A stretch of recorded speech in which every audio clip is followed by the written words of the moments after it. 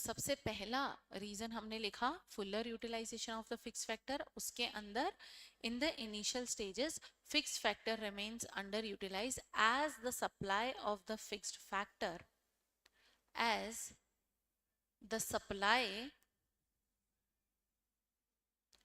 as the supply of the fixed factor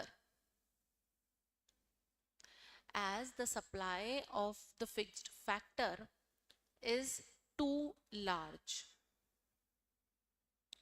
as the supply of the fixed factor is too large, whereas variable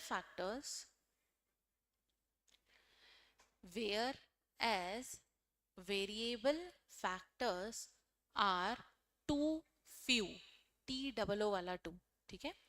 Whereas variable factors are too few, full stop.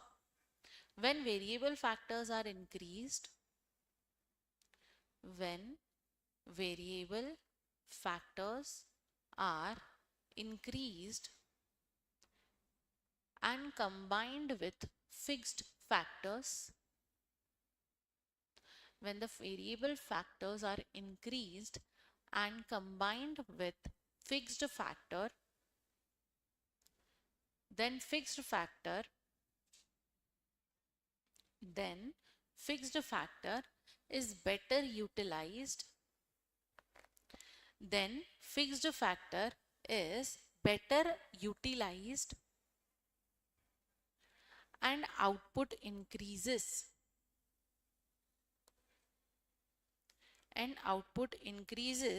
at increasing rate, and output increases at increasing rate.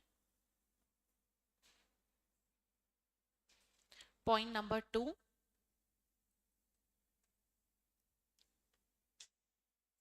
Point number 2. Increased efficiency of variable factor. Increased efficiency of variable factor. इसमें हम लिखेंगे additional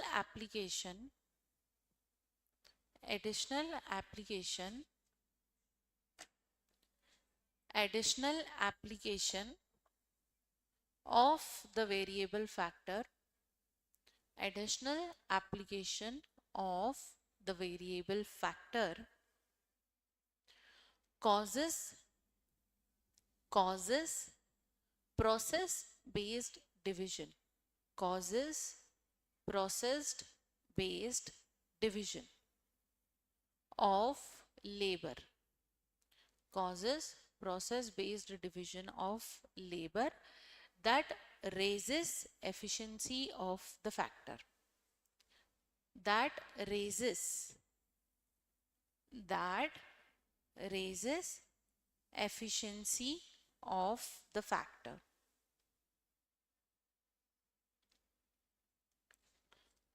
That raises efficiency of the factor. Point number 3. Better coordination between the factors. Better coordination between the factors. अब यहां पे लिखो so long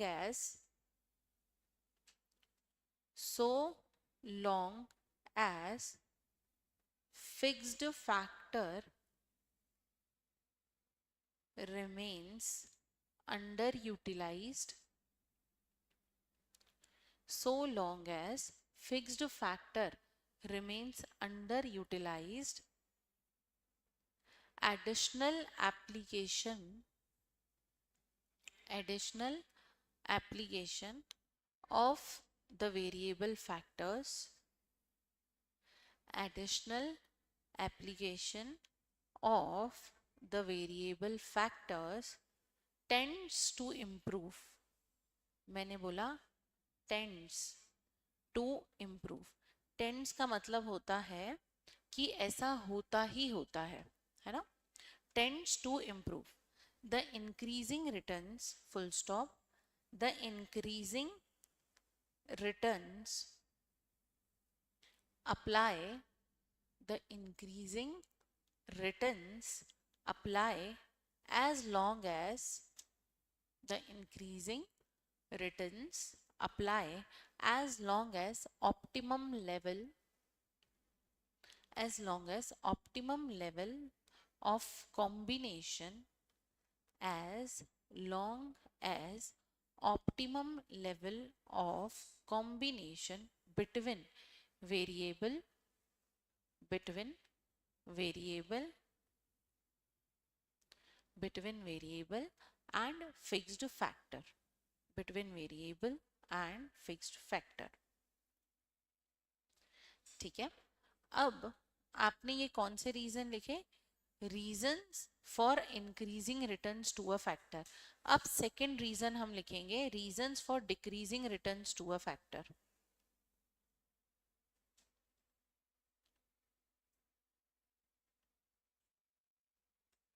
reasons for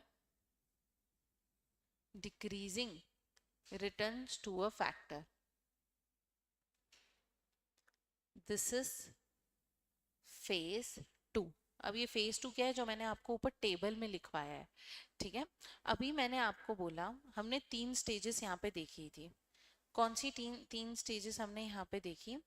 कि भाई जब मेरा टोटल प्रोडक्ट बढ़ेगा तो मेरा मार्जिनल प्रोडक्ट भी बढ़ेगा. अभी इसके रीजन लिखे हमने कि ऐसा क्यों होता है. ठीक है, इसमें सबसे पहला हमने रीजन देखा कि भाई फुल्लर यूटिलाइजेशन. एक बात बताओ, एक लैंड पर जो हमने समझो ये खेत है, खेत में मैक्सिमम 5 लोग काम कर सकते हैं. बताओ, जब इसमें हम 5 लोगों को काम पे रखेंगे तो क्या काम बहुत अच्छे से होगा? तो पहला तो होगा कि भाई फुल्लर यूटिलाइजेशन, कि 5 लोगों को रख सकते हैं और आपने 5 लोगों को ही काम पे रखा तो आपका जो टोटल प्रोडक्ट है मतलब ज्यादा माल बनेगा. ठीक है, और उसके बाद increase efficiency of variable factor. एक बात बताओ, ये 5 लोगों की ही जगह थी और 5 लोग ही काम कर रहे हैं, तो क्या इनको अपना अपना एरिया मिलेगा काम करने का? क्या इनको कंजस्टेड फील होगा क्या? नहीं, इन सबको अपना अपना एरिया काम करने का मिलेगा. ठीक है, जैसे एक ऑफिस में समझो 5 कैबिन बने हुए हैं. ठीक है, और तुमने 5 लोगों को काम करने के लिए रखा, तो क्या वो अपने अपने कैबिन में अच्छे से काम कर पाएंगे? ठीक है, तो दूसरा तो हो गया कि भाई ये लोग एफिशिएंसी का मतलब होता है कम टाइम में ज्यादा काम कर रहे हैं. ठीक है, एक बात बताओ, तुम्हारी फैक्ट्री में समझो शर्ट बनाने की फैक्ट्री है. ठीक है, और तुमको 5 मजदूर चाहिए फैक्ट्री में काम करने के लिए, और तुमने 5 लोगों को ही काम पे रखा, तो क्या अब तुम्हारी शर्ट्स अच्छे से बन जाएंगी? 5 की जरूरत थी और 5 को ही काम करने के लिए रखा. ठीक है, तो बेटर एफिशिएंसी आएगी. एफिशिएंसी का मतलब होता है कम टाइम में ज्यादा अच्छे से काम करना. ठीक है, और तीसरा बेटर कोऑर्डिनेशन. एक बात बताओ, एक ऑफिस में 5 कैबिन थे और एक एक को अलग अलग कैबिन दे दिया, क्या ये लोग आपस में अच्छे से कोऑर्डिनेट कर पाएंगे? कोऑर्डिनेट मतलब मिलके काम करना. ठीक है, अगर इस कैबिन वाले को कोई इश्यू है तो क्या वो पास वाले कैबिन में जाके पूछ सकता है. किसी को कुछ काम नहीं आ रहा है तो क्या दूसरों की मदद ले सकता है. लेकिन वहीं अगर हम इस 5 कैबिन में 10 लोगों को भर दें तो क्या बहुत कंजस्टेड नहीं हो जाएगा? एक ही कैबिन में 2 लोग लड़ते रहेंगे, है ना? तो यहाँ पे इंक्रीज होने का रीजन 3. एक तो 5 लोगों की जगह थी और तुमने 5 लोगों को काम पे रखा तो ज्यादा माल बनेगा. दूसरा, ये 5 लोग मिलके अच्छे से काम करेंगे क्योंकि सबके पास अपना अपना अलग से कैबिन है, जगह है, स्पेस है. और तीसरा बेटर कोऑर्डिनेशन. कोऑर्डिनेशन मतलब मिलके काम करेंगे सब लोग, है ना? कोई किसी से नहीं लड़ गया. 5 ही तो लोग हैं ऑफिस में, 5 लोग दोस्ती करके अच्छे से काम करेंगे, तो क्या ओवरऑल मेरी फैक्ट्री में माल अच्छा बनेगा. अब सेकंड हम लिखेंगे reasons for diminishing returns to a factor. अब दूसरा रीजन कि भाई ये डिमिनिश मतलब हमारा ये टोटल प्रोडक्ट गिरता क्यों है. ठीक है, तो इसमें हम लिखेंगे ये 2 रीजंस. अच्छा, सबसे पहले आप ये पहला रीजन लिख लो.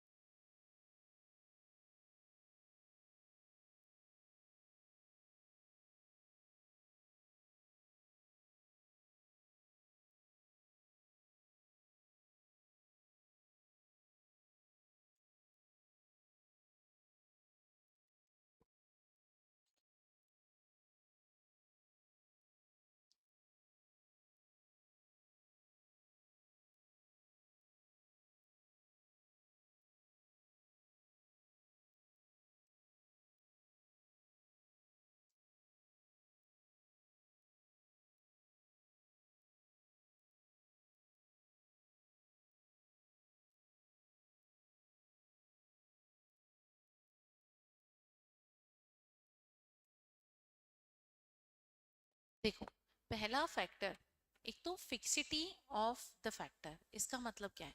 एक बात बताओ, उस जमीन पे कितने लोग काम कर सकते हैं? 5। क्या ये फिक्स है कि 5 ही लोग कर सकते हैं? अगर तुम 5 की जगह उसमें और ज्यादा लोग भरते जाओगे, तुमने एक ही कैबिन में 10 लोगों को रख लिया, बताओ क्या अब आपका काम अच्छे से होगा क्या? नहीं, ये सब मिलके क्या करेंगे? काम चोरी, काम ही नहीं करेंगे। तो फिक्सिटी ऑफ द फैक्टर, पहला, कि आपका टोटल प्रोडक्ट गिरने क्यों लगता है? क्योंकि अब जहां पर आपको सिर्फ 5 लोगों को काम पे रखना था, आपने कितनों को रख लिया? 10 लोगों को। अब ये 10 लोग मिलके काम नहीं कर रहे हैं, ठीक है? ये था हमारा पहला फैक्टर। दूसरा, इम्परफेक्ट सब्सटीट्यूट।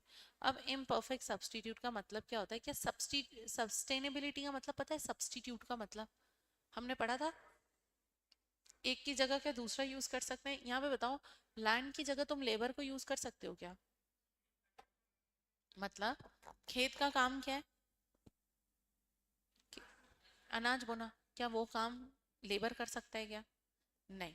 क्या लेबर का काम ये खेत कर सकता है क्या? नहीं। बहुत इम्प्रैक्टिकल सा फैक्टर है, लेकिन आपकी मैंने आपको बताया ना, संदीप गर्ग की बुक आपको रेफर करनी है। किस किसने ले ली? संदीप गर्ग की बुक किस किसने ले ली 11th के लिए? ऑथर संदीप गर्ग की इकोनॉमिक्स की बुक आप लोग ले लेना, ठीक है? माइक्रो इकोनॉमिक्स की स्टेट्स आपको सर पढ़ाएंगे, फिर भी एक बार सर से कंफर्म कर लेना, ठीक है? अच्छा, यहाँ पर सेकंड फैक्टर उनकी बुक में क्या दिया हुआ है? Imperfect substitute. मतलब लैंड को लेबर की जगह यूज नहीं कर सकते और लेबर को लैंड की जगह नहीं यूज कर सकते। एक बार इसको भी नोट कर लो आप लोग।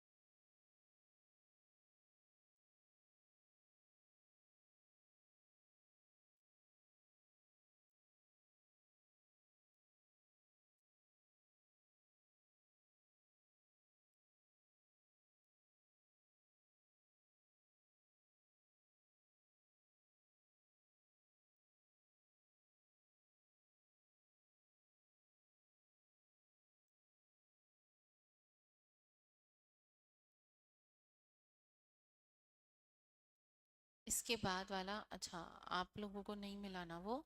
एक सेकेंड मुझे बताने दो।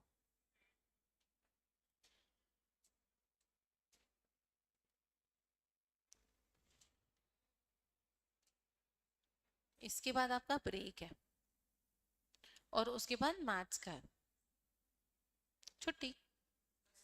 हाँ, 4:15 बजे आपकी छुट्टी है। नहीं, एक सेकेंड, छुट्टी नहीं है, बीएस का है। 4:15 से 5:15 बीएस है, और 12th का तो बीएस हो गया है, तो आप लोगों का बीएस है 4:15 से 5:15।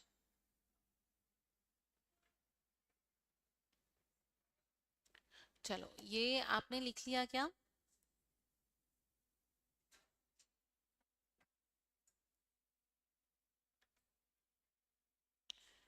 लिख लिया? चलो, अब उसके बाद रीजंस फॉर नेगेटिव रिटर्न्स। हमने अभी एग्जांपल में देखा था, क्या मेरा मार्जिनल प्रोडक्ट नेगेटिव हो रहा था? अब ये नेगेटिव क्यों हो रहा है? फिर से जो अभी हमने देखा कि हमारा फिक्स्ड फैक्टर लिमिटेड है, उस जमीन पे 5 लोगों को नौकरी पे रख सकते हैं, हमने ज्यादा लोगों को रख लिया है, इसलिए अब कोई भी काम नहीं कर रहा, इसलिए हमारा फैक्टर क्या हो गया? नेगेटिव।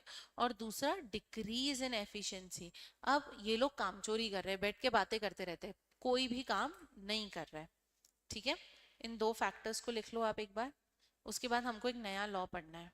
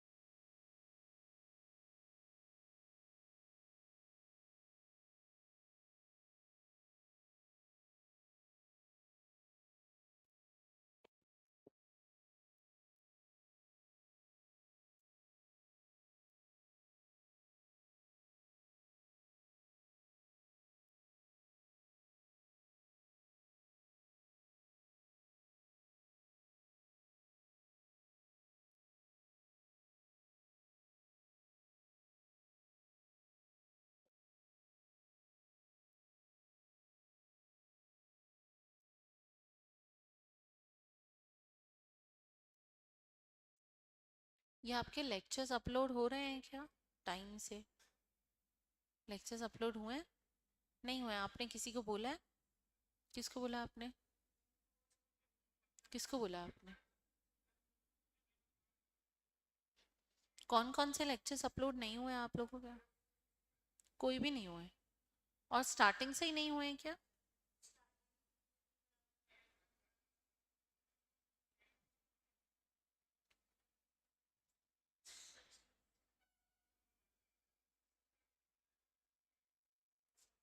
क्लास का टाइम क्या था?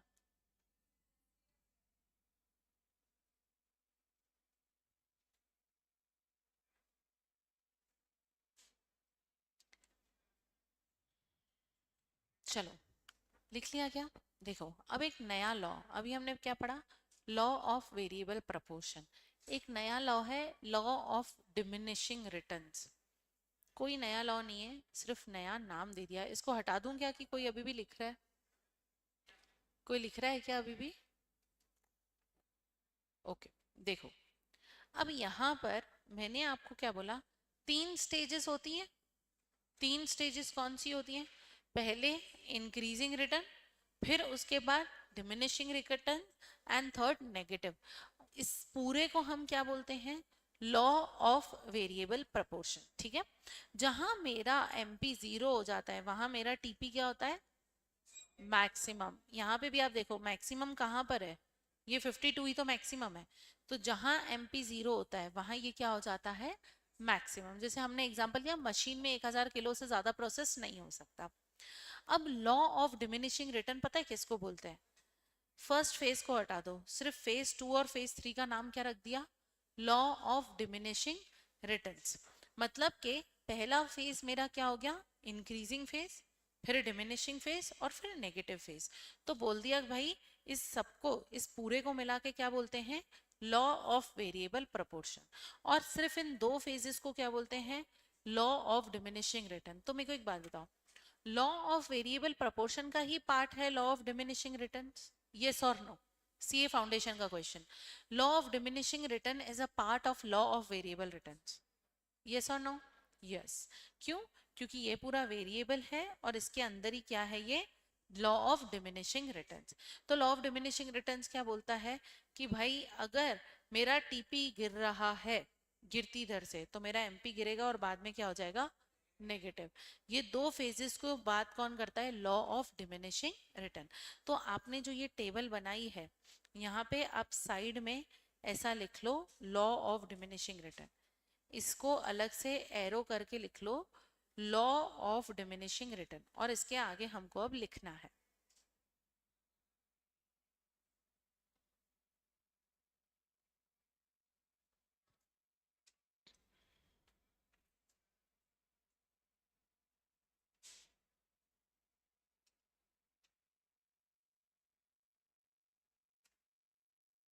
ठीक है, लॉ ऑफ डिमिनिशिंग रिटर्न समझ में आया? कुछ नहीं, लॉ ऑफ वेरिएबल प्रोपोर्शन का ही पार्ट क्या है? Law of diminishing return. अब देखो, अब इसको अलग से क्यों बताया? इसका रीजन पता है क्या? इसको अलग से बताने का एक रीजन है कि आपके 11th के फाइनल के एग्जाम में ये अलग से पूछते हैं। सीए फाउंडेशन में इसको अलग से नहीं पूछते। सीए फाउंडेशन में ऐसा पूछते हैं, तुम बताओ सबसे बड़ा कंसेप्ट कौन सा है? वेरिएबल प्रोपोर्शन की डिमिनिशिंग? वेरिएबल, वेरिएबल का पार्ट क्या है? डिमिनिशिंग। ठीक है, वेरिएबल में कितनी फेज? तीन, डिमिनिशिंग में दो। ठीक है, इतना समझ आया?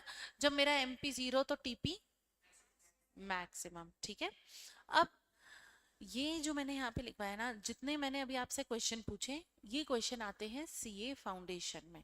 लेकिन आपके 11th के फाइनल जो पेपर है उसमें आपको ये क्वेश्चन पूछेगा, लॉ ऑफ डिमिनिशिंग रिटर्न को एक्सप्लेन करो, तो आपको ये लिखना पड़ेगा। ठीक है, तो एक तो आप हेडिंग डाल के, लॉ ऑफ डिमिनिशिंग रिटर्न समझ में आया क्या? कुछ भी नहीं, वेरिएबल, जो लॉ ऑफ वेरिएबल प्रोपोर्शन है उसी की दो स्टेजेस का नाम क्या रख दिया? Law of diminishing returns. ठीक है, और उसी दो स्टेजेस के बारे में यहाँ पे लिखा हुआ है, एक बार इसको लिख लो, या फिर आप फोटो लेना चाहते हो तो फोटो ले लो, बट आई वुड सजेस्ट कि आप लिख लो इसको। इसको लिख लो।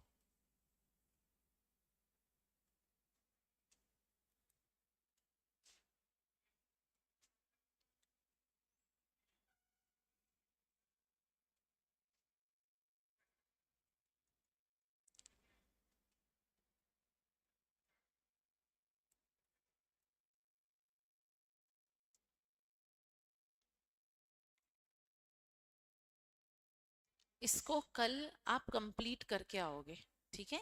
यहाँ तक कंप्लीट कॉपीज कल मैं चेक करवाऊंगी, कॉपीज को कंप्लीट करके आना यहाँ तक, ठीक है? उसके बाद कल हम नया टॉपिक पढ़ेंगे। ये जो टॉपिक हम पढ़ रहे हैं ना, ये बहुत ज़्यादा इम्पोर्टेंट है, ठीक है? तो इसको अपने को बहुत ध्यान से और आराम से समझ के चलना है। जहाँ समझ में नहीं आए 10 बार भी पूछना है, ठीक है? अच्छा, एक बार मैं आपको आपके कोर्स का ओवरव्यू दे दूं। तो जो मैंने आपको बुक सजेस्ट करी, इसका फोटो ले लिया क्या? अभी भी लिख रहे हो? ठीक है, जो लिख रहा है लिख लो। देखो, आपकी जो बुक है संदीप गर्ग की बुक, उसमें उसमें 6 चैप्टर्स हैं। कितने? ये 6 चैप्टर्स है, ठीक है? जिसमें से हमारे हमारा ये कौन सा चैप्टर चल रहा है? जिसको नहीं पता है एक बार कॉपी खोल के देख लेना, ठीक है? कितने, कौन सा चैप्टर चल रहा है हमारा? Third chapter. क्या इस थर्ड चैप्टर में हमने पहले सप्लाई पढ़ा? हाँ। और अब क्या पढ़ रहे हैं? प्रोडक्शन एंड कॉस्ट, कि हमारा प्रोडक्शन क्या होता है और कॉस्ट क्या होती है। अब ये जो सप्लाई है, ये संदीप कर की बुक में चैप्टर 4 होगा। अगर आप देखोगे तो चैप्टर 4 है, लेकिन हमारे सीए फाउंडेशन में सप्लाई और प्रोडक्शन एंड कॉस्ट साथ में ही पढ़ा जाता है, ठीक है? समझ आया? किस किस को समझ नहीं आया? आ गया? तो हमारे संदीप गर्ग के बुक के हिसाब से क्या हमारा 4th चैप्टर कंप्लीट हो चुका है? हाँ। और अभी हमारा क्या चल रहा है? Production and cost. इसके बाद हमारे 2 चैप्टर बचेंगे, 5th और 6th। हमारा चैप्टर 3 कंप्लीट होने में अभी मेरे हिसाब से 4-5 दिन और लगेंगे, ठीक है? 5th और 6th चैप्टर करेंगे। आपकी इकोनॉमिक्स की book with in a week आ जाएगी, आरंभ की बुक्स। तो हम हमारा जो 11th का कोर्स है वो हमारा मैक्स टू मैक्स अक्टूबर, 15 अक्टूबर तक खत्म हो जाएगा। कब तक? 15 अक्टूबर तक, पहली चीज। दूसरी चीज, 15 अक्टूबर के बाद हम क्या करेंगे? हम करेंगे सीए फाउंडेशन के जितने क्वेश्चन आपकी बुक में आएंगे, सीए आरएम की बुक में, वो और प्लस हम करेंगे रिवीजन, ताकि आप आपके 11th के एग्जाम के लिए अक्टूबर से ही प्रिपेयर हो जाओ, ठीक है? और ये हमारा रिवीजन भी जनवरी तक खत्म हो जाएगा। और उसके बाद हम इसका दोबारा रिवीजन करेंगे और हम टेस्ट लेंगे। जैसे एग्जाम पेपर आता है ना पूरे कोर्स का टेस्ट, वैसे अपन कोर्स का टेस्ट रखेंगे, ठीक है? ओके। तो मेरी तरफ से आप लोग 15 अक्टूबर को फ्री हो जाओगे। 15 अक्टूबर के बाद हम करेंगे सिर्फ रिवीजन। ओके, किसी को कुछ डाउट? नहीं? अब तक सब ठीक? अच्छा, किस किस को स्कूल की क्वार्टरली एग्जाम्स देनी है? आपकी क्वार्टरली एग्जाम्स कब है? वहां पे कहाँ तक का कोर्स आएगा? देने जाना है, लेकिन आप लोगों को निकलवा देंगे कि ठीक है, ऐसा है क्या? ठीक है, तो अपन फाइनल के लिए तो प्रिपेयर हो जाएंगे और हमारे सीए फाउंडेशन का भी अपन साथ साथ में रिवीजन करेंगे, ठीक है? तो मेरी तरफ से सीए फाउंडेशन और आपका 11th-12th दोनों जनवरी तक खत्म हो जाएगा, ठीक है, रिवीजन के साथ। चलो, ये लिख लिया क्या? अभी आपका ब्रेक है। जिसने लिख लिया, जिसने लिख लिया वो बाहर जा सकते हैं, आपका ब्रेक है, ठीक है? और जो लिख रहा है वो प्लीज कंप्लीट कर लो।